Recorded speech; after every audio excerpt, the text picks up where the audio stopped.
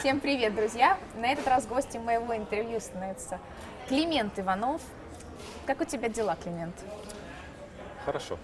Вы вот вчера закончились группы, или позавчера, вы выступили довольно хорошо. Ожидали ли результата такого от себя и вообще как твои впечатления, эмоции? Результат хороший, но как мы сыграли группы, может быть, не то, что мы хотели. То есть вы были готовы всех выигрывать, да? Не-не-не. Что мы выиграли 11-3, это как бы хорошо. Но мы как бы слабо выигрывали игры.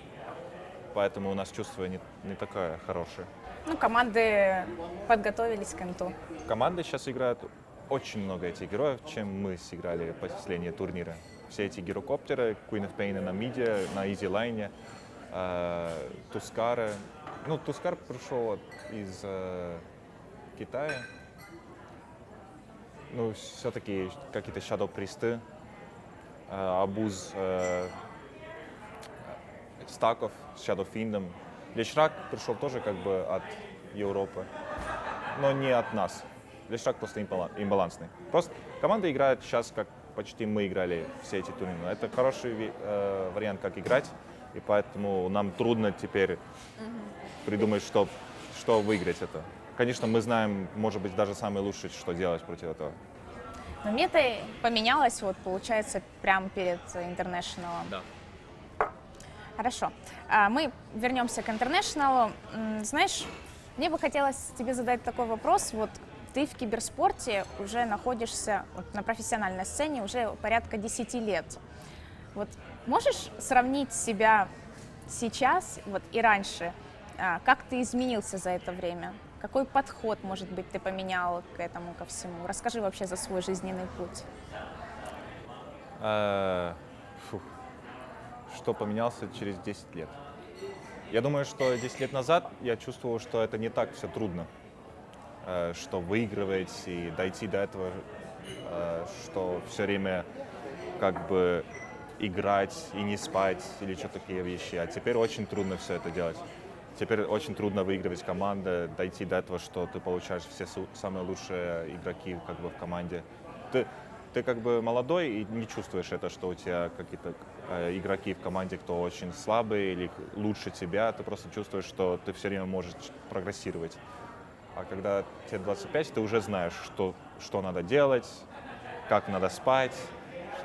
Ты не будешь чувствовать плохо после другой день, если ты пиццу скушаешь, а теперь ты знаешь, что лучше этого не делать. Даже если ты бы последний день пьяный был и будешь играть в следующий день, тогда ты даже бы не чувствовал это, когда ты молодой. А теперь уже постарел и понимаешь, что такие вещи невозможно делать. Ну, получается, подход твой сам поменялся, он более профессиональный, что ли, стал? Да. А вот смотри, сейчас киберспорт, он вообще уже больше как бизнес, то есть это реально на том, на чем люди зарабатывают деньги. Как ты думаешь, вообще у многих команд остался еще вот этот подход, который был там 7 лет назад, 8? Я думаю, у всех есть такой подход. У вас тоже? Да. Но самое лучшее это, если у кого-то из команды есть вот этот бизнес-спот, что они сами как бы думают для всех, и все верят как бы его. Не все должны думать об этом, потому что не все как бы могут даже об этом думать правильно. У нас игроки, как Артур и Зай, они не будут думать про бизнес. Им не надо даже. И я как бы... Мне это нравится, что они даже не думают об этом. Лучше бы они не думали, они думали побольше про игру, потому что они играют лучше, чем как бы все у нас игроки, потому что они молодые, и у них чувства есть сильнее, чем у нас. Мы знаем, как играть, мы уже были здесь давно, мы знаем, как они двигаются, мы знаем, что у них происходит, но они не знают, но они это делают же, а мы не можем больше, может быть, это как бы вот так на уровне делать. Я бы не сказал, что он лучше играет, чем я, или он говорит, что он лучше играет, чем как бы я. Мы так не как бы обсуждаем вещи. Просто мы знаем, что для них лучше, если они не напрягали себя какие-то с деньгами, что для них вообще как бы разница не мешает.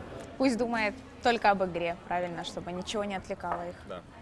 А как ты думаешь? Даже это так для меня бы лучше бы было, но надо что-то хоть делать, А что ты делаешь? Что ты делаешь помимо игры? что я найду спонсоры, разговариваю с людьми, делаю свою, может быть, компанию через год или что-то такое в доте или вообще в спорте и спорте. То есть ты решил выбрать стратегию не переходить в другую команду, а вокруг своей команды создавать организацию. И ты можешь делать свою организацию или пойти куда-то. Второй вариант тоже хороший, но сейчас такое время, где войти куда-то не работает, потому что они не дают тебе, что надо дать. Ты сам, если держишь организацию, ты будешь видеть, что, блин, мы же получаем так много. Почему, что здесь происходит? Или даже не это, что мы получаем так много. Почему мы только разговариваем с людьми, кто в спорте? Почему? Я бы разговаривал с другими, как бы, advertisement системы. Со спонсорами, Со да? спонсорами, не только с спортами. Это же фуфло. Если нас смотрит так много людей, и мы можем как бы, если ты смотришь Twitch, там ад на Audi, скажем так, а ты пошел и спросил бы у Audi опять. Может быть, он побольше хочет этим делать. Даже не так, что они скажут да или нет, просто попробуй. Дойди до этого, что дойти до всех. Но ты, собственно, занимаешься вот спонсорами, ты их ведешь, да, получается? Пытаешься. Но сейчас я с этим не разбираюсь. Сейчас, конечно, я думаю только на International. Я лучше бы не разговаривал об этом тоже. Хорошо. Расскажи о команде вообще, как ты видишь, какая идеальная команда? И твоя команда идеальная, как ты думаешь, вот для тебя? Нету идеальной команды, но есть хорошие команды, где даже если ты проигрываешь или выигрываешь, как бы чувство все время хорошее. Так что если ты найдешь команду, что дает вот такое чувство для тебя, это самая лучшая команда. Ну, вот эта команда дает такие чувства для Да. тебя? Если мы проигрываем, у нас как бы мы можем проигрывать, но мы не проигрываем так много, конечно.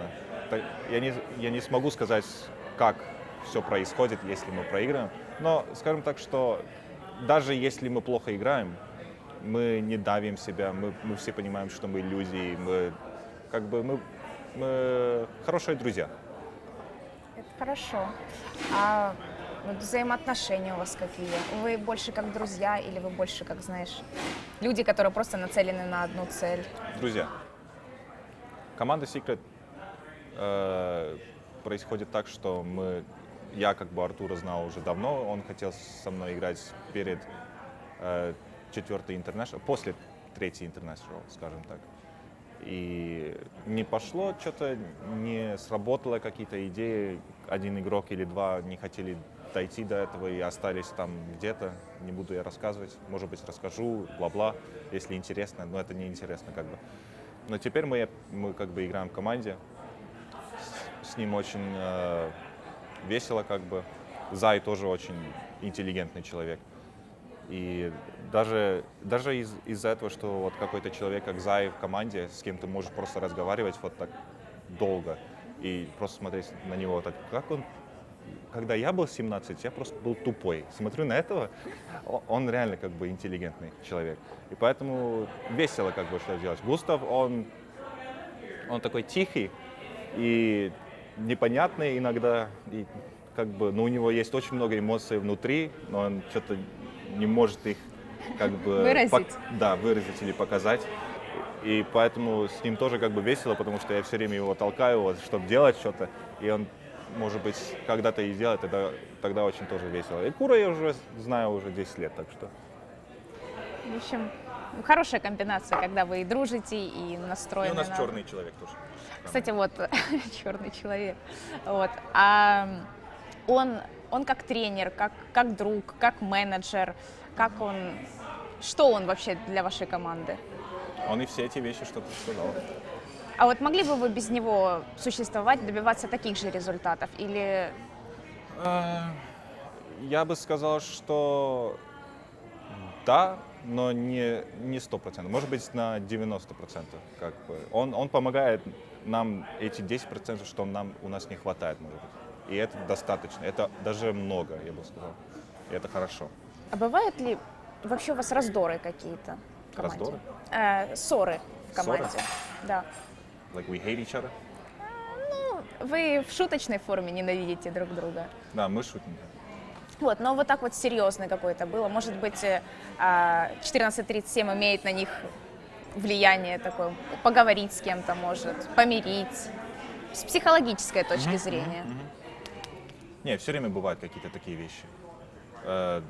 У всех команды. Ты не можешь это не быть.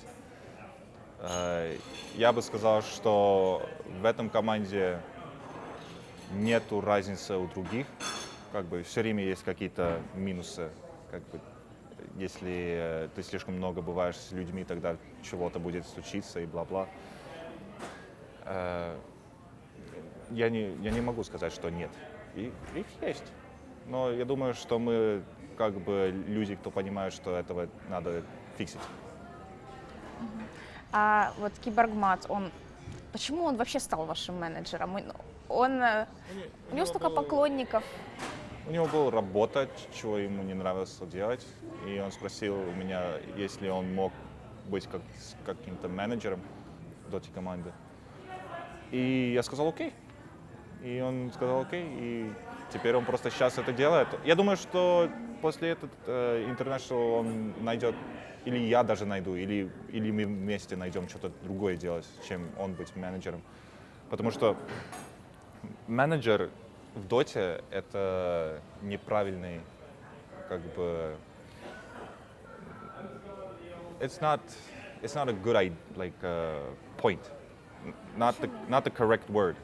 У нас не менеджеры, у нас люди, кто просто берут нам водичку когда-то, придут и скажут, что ты хочешь чего-то, он принесет тебе apple juice или чай, или вот этот человек, это не менеджер, это какой-то ассистент. И нам побольше бы понадобилось человека, кто был бы ассистент, а не какой-то менеджер. Зачем нам человек вот здесь все время с нами, кто будет всеми разговаривать про бизнес? Мы не хотим об этом даже видеть или говорить, или ничего. Мы игроки, и мы хотим, что у нас только такая атмосфера, где все игроки. А не так, что у нас какой-то человек с токсито все время с нами вот так сидит или что-то. Я понимаю, что в футболе они все как бы своими токситами как бы свои вещи делают. Они коучи или менеджеры или что угодно. Но у них они даже в стратегии как бы что-то делают в игре. А менеджеры, они просто сидят и принесут те вещи и просто стоят там и как бы возьмут твои flights and stuff, hotels. Это же не как бы менеджер, это ассистент. Нам надо побольше ассистентов. И эти менеджеры, они...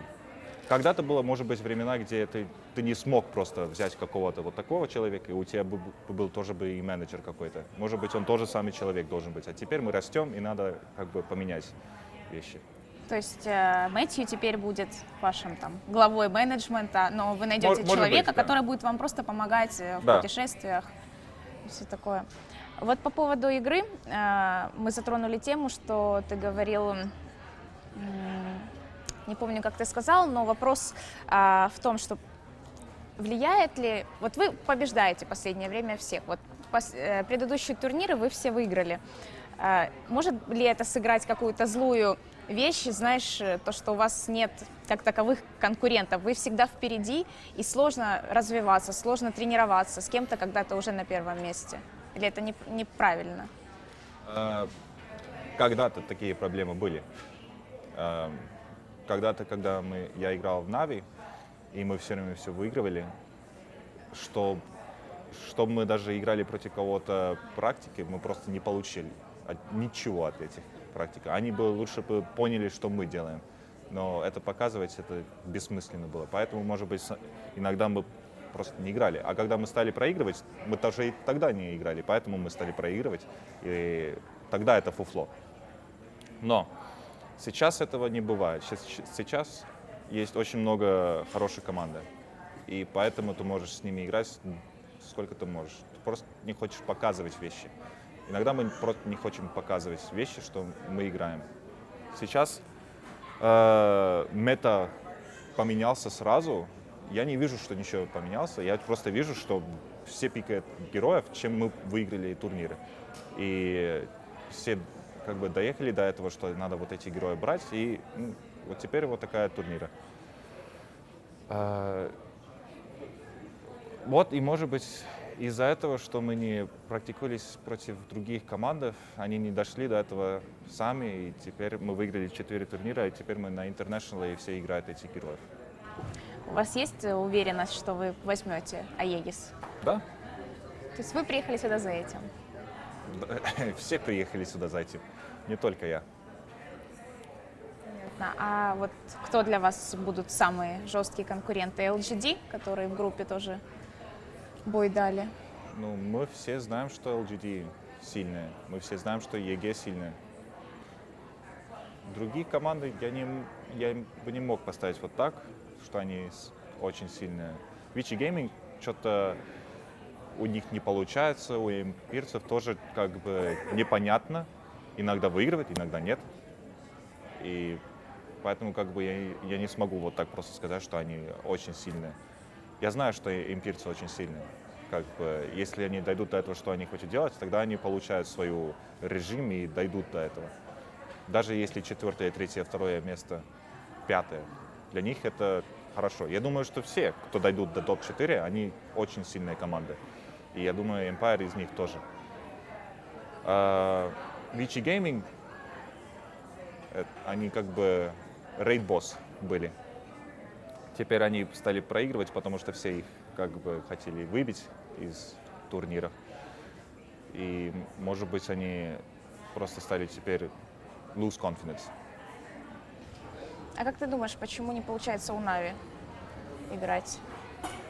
Я думаю, что они как бы слабо просто играют. Как бы ты посмотрела бы, как они, какие герои у них и как они думают. У них почти все как бы работает вот там. Но они не дают, как бы, если что-то не сработает у них, какой-то смокинг или 2 раза, они даже не знают, что делать больше, я чувствую. Я думаю, у них сноубол только получается. Но это не самый лучший режим игры. Если люди понимают, что ты все время вот попытка первая, попытка вторая. Если вот они не сработают, тогда ты знаешь, что игра вот у вас. Мы все время знаем, что вы делаете смоукинг наверх, а мы будем Рошана все время убивать вот это время. А теперь ты будешь Рошан Пит идти, а теперь мы не пойдем туда. А мы будем ждать, когда вы зайдете туда, и мы будем убивать вас. Короче, трудно как бы сказать, почему у них все не получается. Я думаю, что игроки у них не всех героев играют, как надо их играть. И поэтому ты, может быть, не увидишь всех героев у них. У них свой стиль. Ну вот, а игроки остались... Игроки играют сами по себе хорошо, вот по отдельности. Может быть, это внутренняя какая-то командная, не знаю, не нашли друг друга, я не знаю. Ну, я знаю, что Артстайл не играл доту не знаю сколько времени. Все эти русские комментаторы то же самое говорят, так что я буду верить их, потому что я не смотрел Нави игры.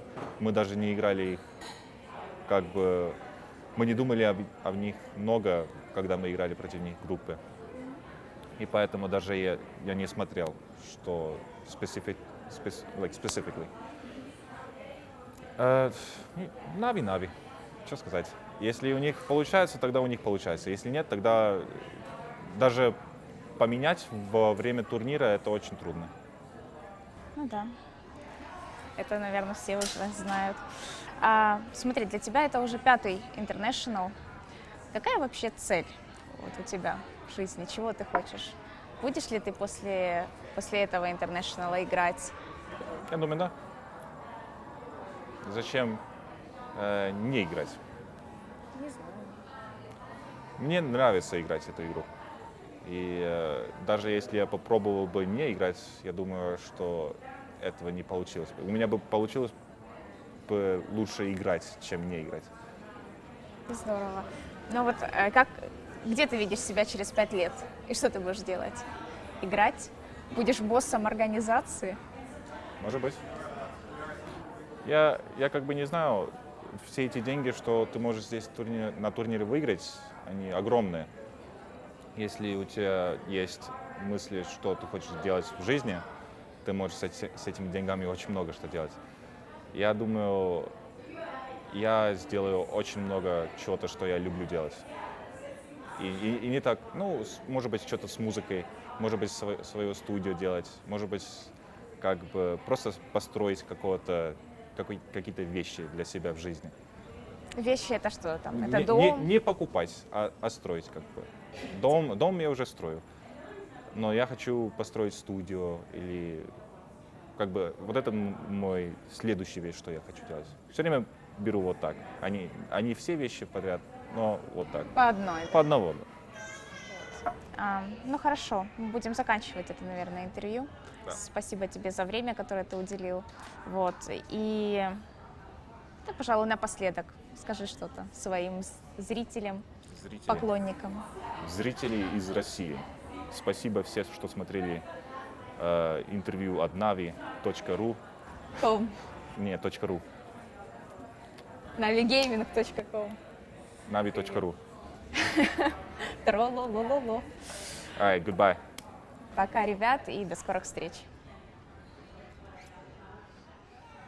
Спасибо.